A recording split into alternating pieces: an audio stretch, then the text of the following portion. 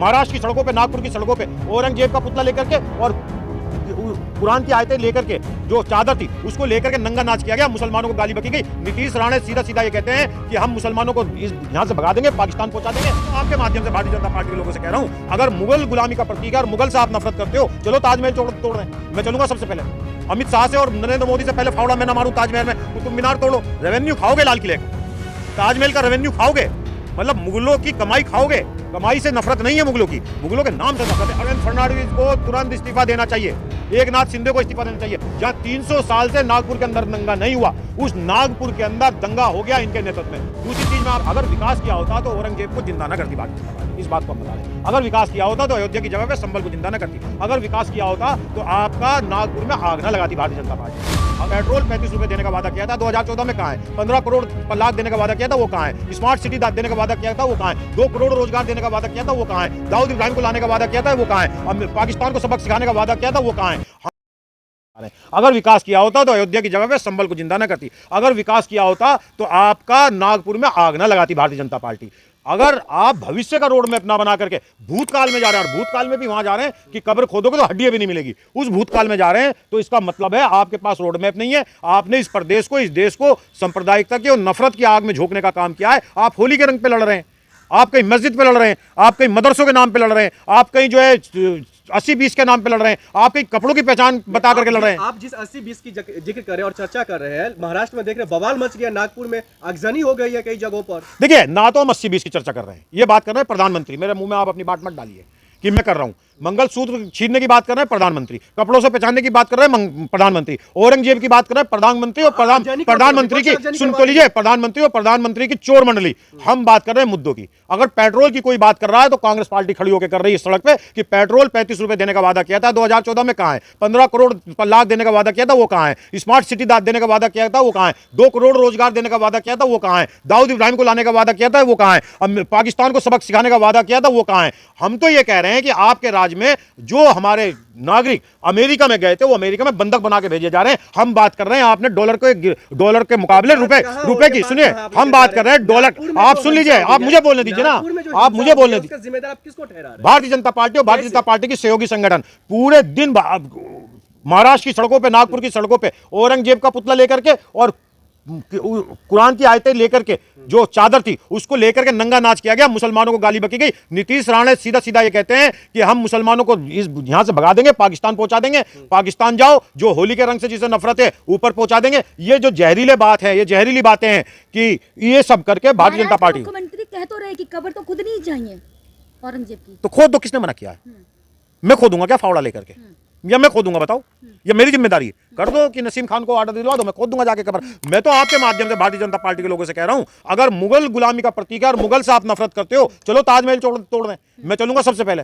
अमित शाह से और नरेंद्र मोदी से पहले फावड़ा मैं ना मारूं ताजमहल में, कुतुब मीनार तोड़ो, रेवेन्यू खाओगे लाल किले का, ताजमहल का रेवेन्यू खाओगे, मतलब मुगलों की कमाई खाओगे। कमाई से नफरत नहीं है मुगलों की, मुगलों के नाम से नफरत है। और सुनिए, हिंसा भी जो भड़की है अबू आजमी के बयान से भड़की है। अबू आदमी के बयान से नहीं भड़की। एक हफ्ते से नीतीश राणे जो है वो लगातार मुसलमानों के खिलाफ जहर बोल रहे हैं, औरंगजेब को लेकर बोल रहे हैं। और देखिए, मुसलमान को औरंगजेब से कोई मतलब नहीं है। मैं फिर से आपसे इस बात से कहता हूं, मैं सड़क का, बिजली, पानी की बात करना चाहता हूं आपके माध्यम से। यहां के लोगों की जो जरूरत है वो बिजली, पानी, सड़क है, रोजगार है। पर पहली बात तो नौकरी नहीं निकलती, नौकरी निकलती है तो पर्चा लीक हो जाता है, और पर्चा सही से हो जाता है तो कोर्ट के माध्यम से रोक जाती है। उत्तर प्रदेश हो, मध्य प्रदेश हो, राजस्थान हो, बिहार हो, चाहे आपका झारखंड हो, चाहे आपका जो है पश्चिम बंगाल हो, चाहे आपका जो है कोई सा प्रदेश हो, हर जगह नौकरी नहीं। हम देवेंद्र फडणवीस संभाल नहीं पाए, ऐसा नहीं संभालना, एक मुख्यमंत्री ना संभाल पाए, मुझे मुख्यमंत्री बता दो, ना संभाल पाए। एजेंडा यही है कि पूरे देश में आग लगाओ, और ये बाकायदा आदेश गृह मंत्री की तरफ से जा रहा है। अफवाह क्यों उड़ा रहे हैं आप लोग? मैं अफवाह उड़ा रहा हूं, मैं अफवाह उड़ा रहा हूं। आपके देवेंद्र फडणवीस पे आप जो लगातार पूरा ठिकरा फोड़ रहे हैं, मैं अफवाह उड़ा रहा हूं। मैं मुख्यमंत्री हूं या आप मुख्यमंत्री हो? कौन मुख्यमंत्री वहां का बताइए? मुख्यमंत्री कौन है? देवेंद्र फडणवीस मुख्यमंत्री है ना, तो हिंसा कौन रोकेगा? पुलिस मेरे कब्जे में है क्या? ये बताइए। आप उसी बात पे आ जाओ ना, पहले मुझे उस बात को करने दो ना। जब जिम्मेदार देवेंद्र, वोट किसे मिली है? सरकार किसकी बनी है? देवेंद्र फडणवीस की। क्या नवाज शरीफ प्रधानमंत्री है या नरेंद्र मोदी प्रधानमंत्री है? या राहुल गांधी प्रधानमंत्री है यहाँ का या नरेंद्र मोदी प्रधानमंत्री? विपक्ष केवल अफवाहें उड़ा रहा है और हिंसा भड़कवा रहा है। तो तुम सत्ता छोड़ दो। मैं कह रहा हूं मैं दंगा कराना चाह रहा हूं और तुम दंगा होने दे रहे हो। तो तुम्हें पद पे नहीं बना रहना, छोड़ दो, नहीं काबिल नहीं हो तो। अगर विपक्ष इतना मजबूत, आप तो कहते हो विपक्ष खत्म हो गया, कांग्रेस में कोई जान नहीं बची, कांग्रेस के पास नेता नहीं, ये तो आप ही लोग कहते हो ना कि राहुल गांधी के बस की नहीं है कांग्रेस संभालना, देश संभालना, विपक्ष मजबूत नहीं है, तो आप ही कहते हो ना कि अब कोई इनकी सुन नहीं रहा है, देश में हिंदुत्व का माहौल है, हिंदू जाग गया, ये सब कहते हो ना। जो जाग गया वो झगड़ा कर रहा है, आपने उसको इतना जगा दिया कि वो झगड़े पे उतारू हो गया।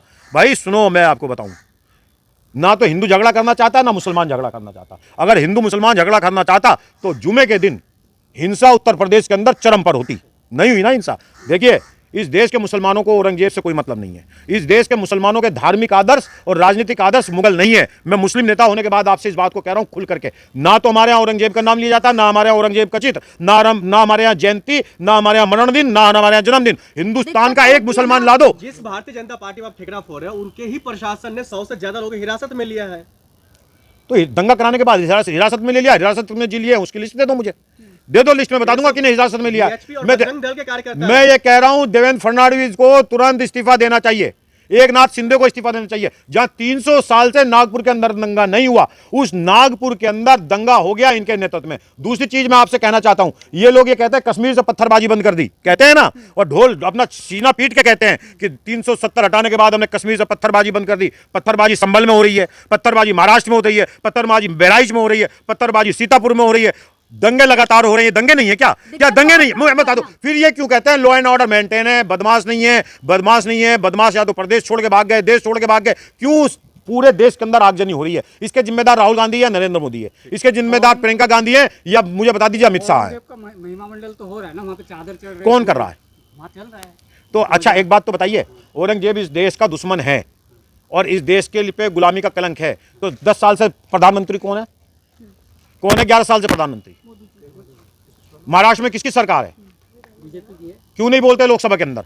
सड़क पे अपने सहयोगी संगठन जो गुंडे हैं, बदमाश है, उनको खड़ा करके औरंगजेब के खिलाफ बुलवाओगे हैं? उनको खड़ा करके औरंगजेब के खिलाफ बुलवाओगे। और कर रहे थे ना, कौन प्रोटेस्ट कर रहे दल वाले, तो मुसलमान इकट्ठा होकर पत्थरबाजी करने लगे। कहां पत्थरबाजी करने लगे? किसने की पत्थरबाजी? गलत, ये सरासर आरोप है।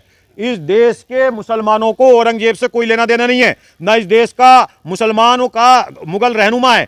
मुसलमान इस देश के मुगलों को राजा मानता था, जो सेना का विस्तार था। अगर ये हिंदू मुसलमान का झगड़ा होता तो औरंगजेब के और अकबर के और शाहजहां के साथ में हिंदू सेनापति होकर के उनके दरबारों में हिंदू सेनापति ना होते, और बैरम खां जैसे जो है सेनापति ठाकुर क्षत्रियों के साथ ना होते। ये हिंदू मुसलमान का झगड़ा नहीं था। इस बात को इस देश का मुसलमान समझता है। इस देश का मुसलमान इस देश के हिंदुओं के साथ रहना चाहता है, और इसीलिए जब पाकिस्तान का बंटवारा हुआ, हम बाई चॉइस पाकिस्तान हिंदुस्तानी हैं, हम बाई बर्थ नहीं है। और इस देश के अंदर मुसलमानों का योगदान देश को आजाद कराने में प्रथम पंक्ति में रहा। ये इंडिया गेट कहता है। अगर आप इस बात को कहते हो कि मुगल इस देश की गुलामी का प्रतीक है, मुगल को बर्दाश्त नहीं करेंगे, तो मैं भारतीय जनता पार्टी के नेताओं से कहना चाहता हूं, फावड़ा कुदाल लेकर के चले, हथियार बिल्डिंग तोड़ने के लेके चले। नसीम खान सबसे पहला फावड़ा ताजमहल पे मारेगा, कुतुब मीनार पे मारेगा, लाल किले पे मारेगा, हमें बिल्कुल तकलीफ नहीं। मुगलों के चित्र नीचे रख करके आप उस पर कुछ ही कर दें, उसको मारे पीटे, कुछ नहीं। हाँ, कुरान की आयतें लिख करके चादरों को आप जलाएंगे, आक्रोश पैदा होगा, दुख पैदा होगा। ऐसा देश के अंदर नहीं होना चाहिए। आप उनका रेवेन्यू खाओगे, आप उनकी कमाई खाओगे, लाल किले का रेवेन्यू लोगे उत्तर प्रदेश के जो है खजाने के अंदर, और मुगलों को गालियां बकोगे। ये सरासर दोगलापन लोग बर्दाश्त नहीं करेंगे।